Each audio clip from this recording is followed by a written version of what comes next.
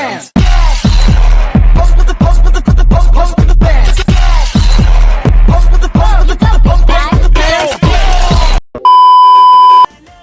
Pada kali ini kita akan membahas aliran Mu'tazilah. Apa sih aliran Mu'tazilah itu? Mari kita cari tahu. Aliran Mu'tazilah adalah salah satu mazhab teologis dalam Islam yang berkembang pada abad ke-8 Masehi. Mu'tazilah dikenal sebagai aliran rasionalis karena menekankan penggunaan akal dalam memahami ajaran agama. Aliran ini muncul sebagai respon terhadap berbagai persoalan teologis dan filsafat yang berkembang saat itu, termasuk persoalan tentang keadilan Tuhan, kebebasan manusia, serta sifat-sifat Allah. Selanjutnya, asal, usul, dan sejarah singkat. Mu'tazilah berasal dari kata i'taza yang berarti memisahkan diri. Nama ini pertama kali disematkan pada Wasil bin Atta pada 700 sampai 748 Masehi, seorang murid dari Hasan al-Basri. Wasil memisahkan diri dari majelis gurunya karena perbedaan pandangan dalam masalah pelaku dosa besar. Sejak saat itu, ia membentuk kelompok tersendiri yang dikenal sebagai Mu'tazilah. Aliran ini mencapai puncak kejayaannya pada masa pemerintahan Khalifah Al-Ma'mun abad ke-9 Masehi. Ketika doktrin mereka menjadi mazhab resmi negara dan didukung oleh institusi mihnah semacam inkuisisi untuk memuji keyakinan para ulama. Lalu selanjutnya ada 5 prinsip utama Ahlus Sunnah Al-Khamsah, yaitu yang pertama itu ada tajwid atau keesaan Allah, itu Allah Maha Esa dan tidak menyerupai makhluk. Yang kedua ada al-adl, yaitu ada keadilan Tuhan, itu Tuhan Maha Adil dan tidak memungkinkan berbuat zalim. Yang ketiga itu ada al-wa'd wa al-wa'id, yaitu janji dan ancaman. Allah pasti menepati janjinya memberikan pahala bagi orang taat dan hukuman bagi orang yang durhaka, termasuk pelaku dosa besar yang tidak bertobat.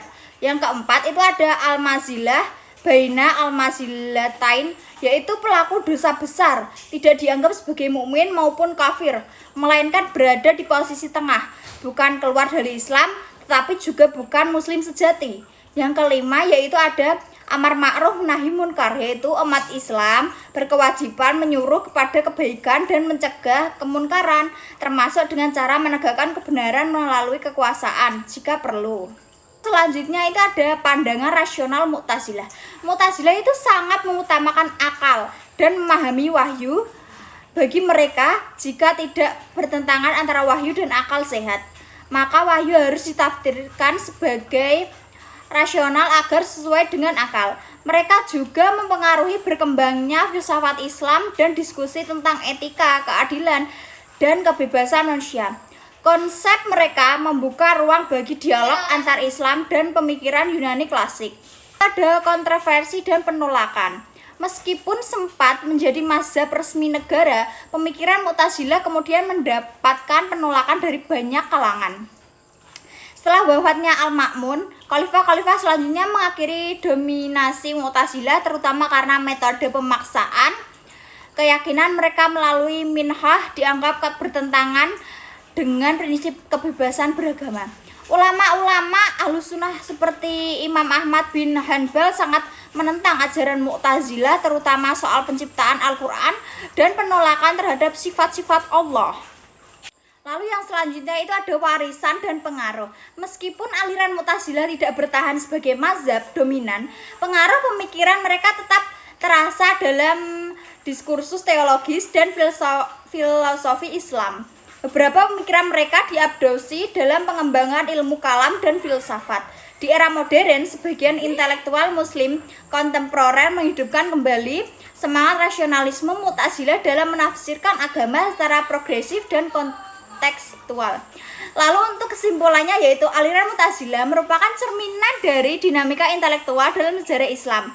Dengan menekankan peran akal, mereka memperkaya diskursus teologis dan memperkenalkan pendekatan rasional dalam memahami agama.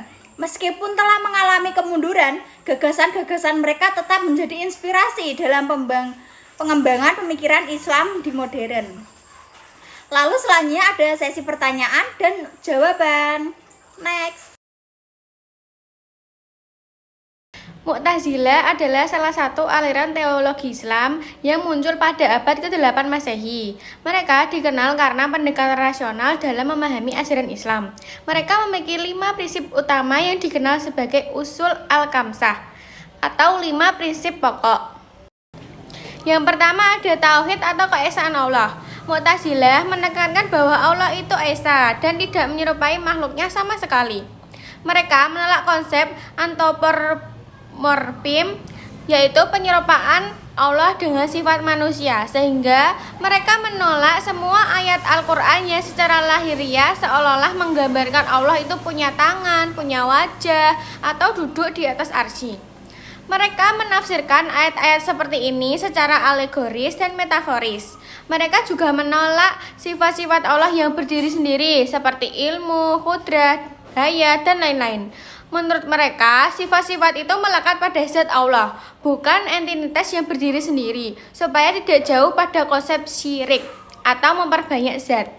Yang kedua ada al-adl atau keadilan Allah. Allah adalah maha adil dan tidak mungkin berbuat zalim. Jika manusia berbuat dosa, dosa itu adalah murni dari kehendak manusia, bukan dari kehendak Allah. Mereka menolak paham qadar atau takdir mutlak, sehingga mereka condong kepada free will atau kebebasan kehendak manusia. Ini menjaga prinsip keadilan Allah, agar tidak menyalahkan Allah atas perbuatan buruk manusia. Yang ketiga ada al-wa'd wa al-wa'id atau janji dan ancaman. Allah pasti menepati janjinya dan ancamannya. Kalau Allah menjanjikan surga kepada orang yang taat, pasti akan diberikan. Kalau Allah mengancam neraka pada orang yang berdosa, pasti akan ditepati. Tidak ada syafaat untuk pelaku dosa besar kecuali setelah disiksa dulu. Mereka menolak paham Ahlus Sunnah bahwa Allah bisa mengampuni dosa besar tanpa taubat jika Dia mau. Yang keempat ada al-manzilah baina al-manzilatain atau posisi di antara dua posisi. Prinsip ini muncul sebagai solusi terhadap konflik apakah pelaku dosa besar masih muslim atau sudah kafir. Menurut Mu'tazilah, pelaku dosa besar seperti pembunuhan, zina, minum khamar, atau dan lain-lain berada di posisi di antara dua, bukan mukmin sejati tapi juga belum kafir, statusnya adalah fasik. Di akhirat jika tidak bertaubat akan kekal di neraka. Yang kelima, al-amru bil al-ma'ruf wa an-nahyu al-munkar. Menegakkan amar ma'ruf dan nahi munkar. Setiap muslim wajib memerintahkan kebaikan dan mencegah kemungkaran. Ini bukan dalam lingkup individu saja, tetapi juga dalam ranah sosial dan politik, termasuk melakukan koreksi terhadap penguasa yang zalim. Karena prinsip ini, Mu'tazilah sering berpihak pada kekuasaan, misalnya mendukung Khalifah Al-Ma'mun yang memasar doktrin mereka pada umat Islam. Selanjutnya, membahas tentang kelemahan-kelemahan usul al-khamsah Mu'tazilah. Yang pertama ada kelemahan tauhid atau keesaan Allah. Mereka dianggap terlalu menolak sifat-sifat Allah, sehingga kesannya mengurangi kesempurnaan Allah. Tafsiran alegoris atas ayat-ayat sifat sering dianggap terlalu memaksakan akal untuk mengalahkan nas atau teks. Padahal tidak semua ayat harus ditafsirkan metaforis. Dituduh terlalu rasionalis sampai melupakan makna ruhani dan taklid pada wahyu. Selanjutnya ada kelemahan dari al-adl atau keadilan Allah. Terlalu menekankan kebebasan manusia membuat mereka menolak adanya qadar atau takdir, yang padahal secara eksplisit disebutkan dalam Al-Quran. Nah, dalam pandangan lain, mereka seolah-olah membatasi kekuasaan Allah, padahal Allah bisa saja berbuat apa yang Dia kehendaki. Yang ketiga, kelemahan al-wa'd wa al-wa'id atau janji dan ancaman. terlalu kaku dan legalistik dalam memahami janji dan ancaman Allah, mengabaikan sifat rahmat Allah yang maha pengampun.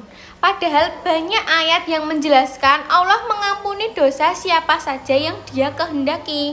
Yang keempat, ada kelemahan al-manzilah baina al-manzilatain, yaitu menimbulkan kerancuan status. Jika bukan mukmin, bukan kafir, lalu apa? Status ini tidak tegas dan menimbulkan kebingungan dalam kehidupan bermasyarakat. Nah, dalam praktiknya, prinsip ini memecah belah umat karena suka menghakimi pelaku dosa besar.